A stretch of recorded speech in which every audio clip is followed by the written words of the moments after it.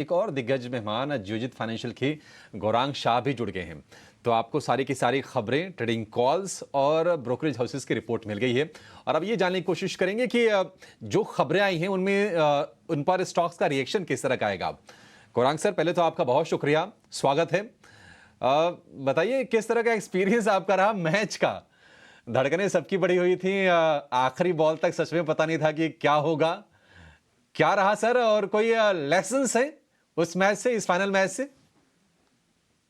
धन्यवाद अभिषेक, आपका सबसे पहले तो सभी को प्रणाम और शुभ प्रभात हमारे तरफ से। मैच इतनी रोमांचक थी अभिषेक जी के हमारी शरीके हया भी बैठ के 12:30 तक देख रही थी, जब तक रोहित जी ने कप अपने हाथ में नहीं लिया तब तक। और उसके बाद जो हर एक खिलाड़ी ने टिप्पणियां दी अपने अनुभव को लेकर के, अगर मैं आप मेरी माने मैं मानता हूं अभिषेक जी के, अगर वर्ल्ड कप फाइनल होना चाहिए तो ऐसा होना चाहिए। आखिरी गेंद तक आप कुर्सी के किनारे पर बैठे हो। बीच में ऐसा लग रहा था करीबन 12-13 ओवर के आसपास के नए निर्णायक तरीके से शायद हमारा भारत देश जो है वो जीत जाएगा। खिलाड़ी काफी शानदार खेल रहे थे, लेकिन फिर वो अक्षर पटेल की एक ओवर में जब करीबन 16 रन दे दिए, तब कार्लसन ने जो धुलाई की, तब लग रहा था कि कहीं ना कहीं बाजी पलट गई है। और फिर आकर के उनकी विकेट जाती है और फिर बुमराह आते हैं बॉलिंग करने के लिए, और उनका वाकई में नाम अंतर्राष्ट्रीय स्तर पर बुम बुम बुमराह जो है वो अपने आप में काफी बड़ी काबिलियत की बात करता है। और निर्णायक तरीके से एक भी मैच हम हारे नहीं है इस वर्ल्ड कप में, और आखिरकार फाइनल में हमारी जीत हुई है। सभी खिलाड़ियों को बहुत बहुत बधाई इसके लिए, और हमें और आपको भी बधाई। काफी सालों बाद हमने फिर से विश्व कप हमारे नाम किया है, और उम्मीद करते हैं कि रिटायरमेंट के बाद रोहित शर्मा, विराट कोहली और रविंद्र जाडेजा ने जो रिटायरमेंट की बात की है T20 से, तो उनके काबिल वाले खिलाड़ी हमें फिर से मिल जाए हमारे टीम में, ऐसे अनुमान करते हैं। मगर बहुत ही रोमांचक मैच आखिरी गेंद तक। रोमांचक मैच निश्चित तौर पर हुआ है और दूसरी बार इंडिया ने T20 वर्ल्ड कप जीता है। बस भी थोड़ी सी रिटायरमेंट वाली बात से थोड़ी सी निराशा है। अदरवाइज रोहित शर्मा की कप्तानी, बुमराह की गेंदबाजी, राहुल द्रविड़ की कोचिंग, ये सारी चीज़ें वर्ल्ड क्लास रही हैं और फिर हम वर्ल्ड चैंपियन बने हैं। फटाफट स्टॉक्स की तरफ चलते हैं। और गुरांग सर, पहला सवाल भी आपसे ही होगा शेयरों को लेकर भी। एयरटेल के बाद और जियो के बाद वोडाफोन आइडिया ने भी टैरिफ में 10 से 21% की बढ़ोतरी की है। 18 रुपए के आसपास का भाव है शेयर का। क्या आपको लगता है कि ये जो टैरिफ हाइक है, हालांकि ये एक्सपेक्टेशंस के हिसाब से ही है, क्या थोड़ा सा और फ्यूल करेगा वोडाफोन आइडिया के शेयर को? यहां से और ऊपर के लेवल देखेंगे हम लोग? वोडाफोन आइडिया पर टिप्पणी करने से पहले अभिषेक भाई, एक चीज मैं भूल गया था। सूर्या कुमार यादव ने जो बाउंड्री लाइन पर कैच पकड़ा था, मेरे ख्याल से वो भी एक बहुत ही बड़ा टर्न अराउंड था। अब आते हैं टेलीकॉम सेक्टर, टैरिफ हाइक और वोडाफोन आइडिया, भारतीय एयरटेल और जियो पर। तो जैसे हमने पिछले हफ्ते बताया था हमारे चैनल 18 स्वदेश पर, के हृदय और मन परिवर्तन हुआ है वोडाफोन आइडिया को लेकर के। पहले तो बहुत समय पहले बिकवाली की राय थी, फिर नीचे के लक्ष्य आने के बाद हमने हमारी कवरेज जो वो निकाल दी थी। फिर हाल ही में कुछ समय पहले जब 11 रुपए में एफपीओ आया, तो एफपीओ पर हमने एक एफपीओ नोट निकाली थी अभिषेक जी, जहां पर लंबी अवधि के लिए एफपीओ में 11 रुपए के स्तर पर निवेश की राय दी थी, और उसके बाद हमने वोडाफोन आइडिया के शेयर पर भी बने रहने की राय दी है। और 2 साल के बाद ये परिवर्तन हुआ है दरों को लेकर के, टैरिफ को लेकर के। और हमने पिछले हफ्ते और 2 हफ्ते से इनफैक्ट हम जब जुड़े थे तब हम कर रहे थे कि टेलीकॉम क्षेत्र काफी अच्छी लगता है, और कहीं ना कहीं टैरिफ बदलाव बहुत जल्द होगा। अब चुनाव था करके थोड़ा पीछे धकेल दिया था, लेकिन भारतीय एयरटेल के मैनेजमेंट ने एक टिप्पणी की है कि उनका अनुमान है कि 300 रुपए तक का टैरिफ जा सकता है। तो हमें और आपको तैयारी रखनी पड़ेगी ज्यादा हमारे बटवे के ऊपर बोझ झेलने के लिए, क्योंकि महामारी के बाद हमारा डेटा भी उपयोग ज्यादा हो रहा है और इस्तेमाल भी ज्यादा हो रहा है सेलफोन का। तीनों ही कंपनियों पर राय है हमारी, भारतीय एयरटेल और रिलायंस इंडस्ट्रीज, क्योंकि जियो का कारोबार उनके पास है, यहाँ पर खरीदारी की राय है, और वोडाफोन आइडिया पर बने रहने की राय। क्वेश्चन लेना है गुरांग सर से। गुरांग सर, मैं टेक्निकल्स वालों का मैंडेट अभी आपको बता देता हूँ।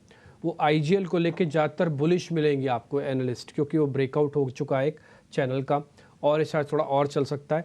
लेकिन मेरे को एक आपसे पता करना है, इस बार के बजट में शायद हो सकता है एफएम ये बात कहें कि हम जीएसटी के दायरे में कुछ चीज़ों को लेके आना चाहते हैं। पेट्रोलियम, गैस, उसमें से एक हो सकता है, शायद शुरुआत गैस से हो जाए, जो हमारे को बताया जा रहा है, या सोर्स बेस्ड इंफॉर्मेशन है। एक बार ज़रा बताइए कि आपका टेक क्या है, ये कितना फ़र्क पड़ेगा सर? जीएसटी के दायरे में आ जाते हैं तो कितना लगेगा, कितना फ़र्क पड़ेगा, और ये अभी तक क्यों नहीं आया था? देखिए, दरें सामान्य स्तर पर आ जाएगी और जो अलग अलग राज्य में अलग अलग कर को लेकर के एक ढांचा है, उसको लेकर के चिंता बहुत है। और राज्य स्तर पर सहमति सबसे पहले नाना डिम्पी जी, ये अनिवार्य होगा, क्योंकि अल्कोहल यानी कि हाई स्पिरिट्स और पेट्रोलियम प्रोडक्ट्स, ये दो ऐसे हैं जो सबसे ज्यादा रेवेन्यू एक राज्य को देते हैं, और उसकी सरकार सरलता से मान जाए तो बात अच्छी है। मैं खास करके उन राज्यों की बात कर रहा हूँ जहां पर रा, रा, राज्य स्तर पर भाजपा की सरकार नहीं है, क्योंकि उनको काफ़ी दिक्कतें होती है। पहले भी ऐसे प्रयास किए थे। दूसरी बात, अगर जीएसटी के तहत ये गैस, सीएनजी, एलपीजी और पेट्रोलियम प्रोडक्ट्स आ जाते हैं, जैसे पेट्रोल, डीज़ल वगैरह जो भी है, तो एक सामान्य दर हो जाएगी, जिससे उपभोक्ताओं को फ़ायदा होगा, क्योंकि निचले स्तर पर आकर के खड़े हो जाएँगे। अभी आपने 2 दिन पहले पिछले हफ्ते देखा होगा, जब हम शो पर थे शुक्रवार को ही, डिम्पल जी आपने बताया था, करीबन ₹2 से थोड़ा बहुत ज़्यादा प्रति लीटर पेट्रोल के दाम, डीज़ल के दाम कम किए, माफ़ कीजिएगा, महाराष्ट्र में। और 65 पैसे के आसपास मेरे ख्याल से पेट्रोल प्रति लीटर के दाम किए, क्योंकि जो वो टैक्स में कटौती की थी। तो एक अनुशासन भी हो जाएगा और एक डिसिप्लिन भी हो जाएगा। लेकिन दिक्कत ये है कि जहाँ पर भाजपा की सरकार नहीं है राज्य स्तर पर, वहाँ से सहमति आना थोड़ा मुश्किल है। बजाज ऑटो के जून की बिक्री के आंकड़े आ गए हैं। जून में जो बिक्री है इनकी 5% बढ़ी है और 3.58 लाख यूनिट हो गई है, 3.5 लाख यूनिट से ज़्यादा ईयर ऑन ईयर के ये फिगर हैं।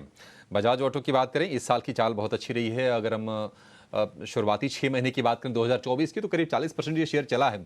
हालांकि ये 9,000 से 10,000 रुपये के रेंज में जाकर अब ये कंसोलिडेट भी कर रहा है काफ़ी समय से। इस पर ज़रा एक व्यू लेंगे। गौरांग सर, जरा आप बजाज ऑटो पर एक राय दीजिए।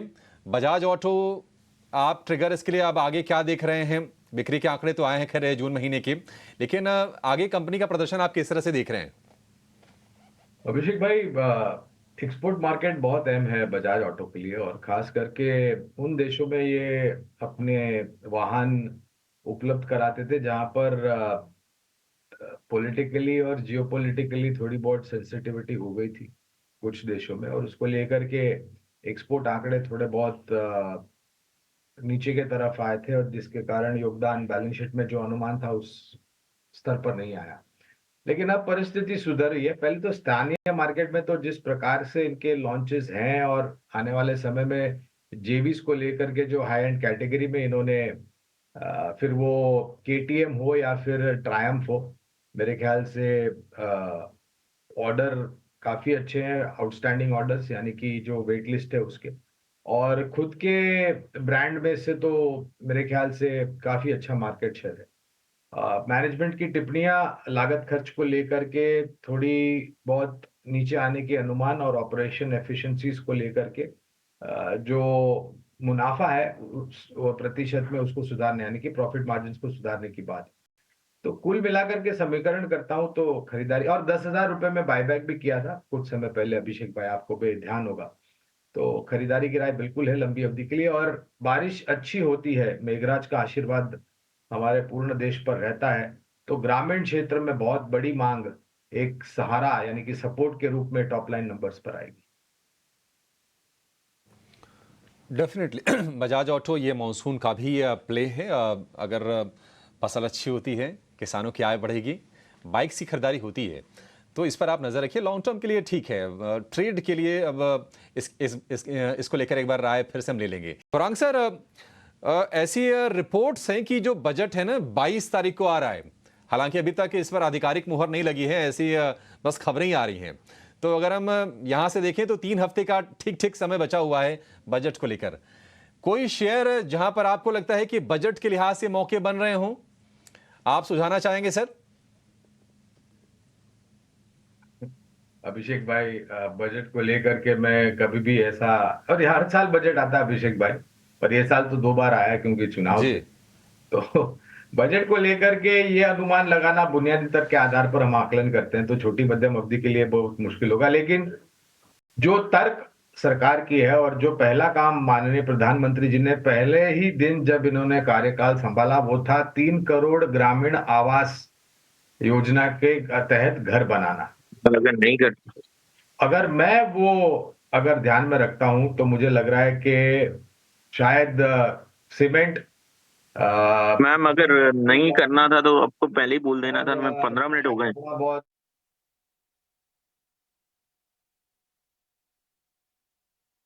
ऊर्जा, ये सब क्षेत्र पर आपको ज्यादा ध्यान देना चाहिए।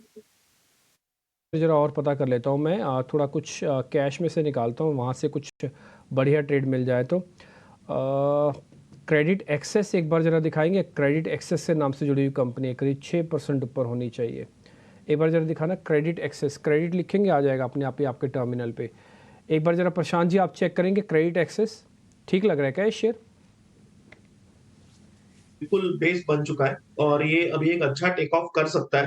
तो यहाँ पे जो परसों का लो है 1300, आपका आइडियल स्टॉप लॉस ये होना चाहिए। क्वांटिटी वो हिसाब से आप कम कीजिए, बट स्टॉप लॉस से छेड़खानी मत कीजिए। यहाँ से मुझे लग रहा है आपका जो टारगेट होगा वो कम से कम जो स्विंग हाइज बने हुए हैं ऑलमोस्ट 1550, ये आपका पहला टारगेट होना चाहिए। बट ओवरऑल अगर ये स्टॉक 1550 क्रॉस कर जाए तो ये नेक्स्ट जो स्विंग के हाइज है यानी करीबन 1620 1625 पोजिशनरी यहाँ तक भी जा सकता है। तो रिवॉर्ड काफी अच्छा है, रिस्क कम है। क्वांटिटी वो हिसाब से प्लान करके फिर जैसे जैसे एक लेवल्स क्रॉस होते जाए 1500 1550, वैसे स्टॉप लॉस को ट्रेल किया जा सकता है।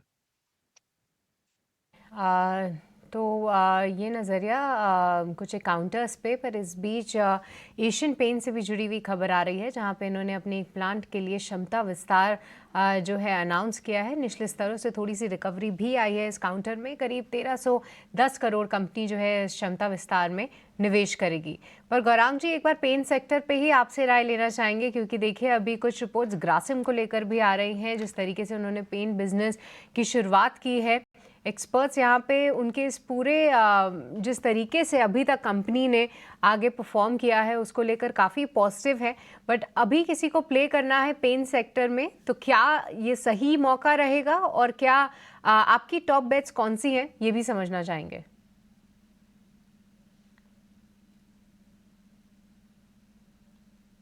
गौरांग जी, शायद आपको अनम्यूट करना होगा। क्षमा चाहता हूँ सृष्टि, ये सही समय, सही स्तर, सही मूल्यांकन, ये तो मेरी समझ में कभी आया नहीं था और ना ही आएगा, क्योंकि मुझे लग रहा है कि आप अपना समय व्यर्थ कर रहे हैं ये सब सोच करके।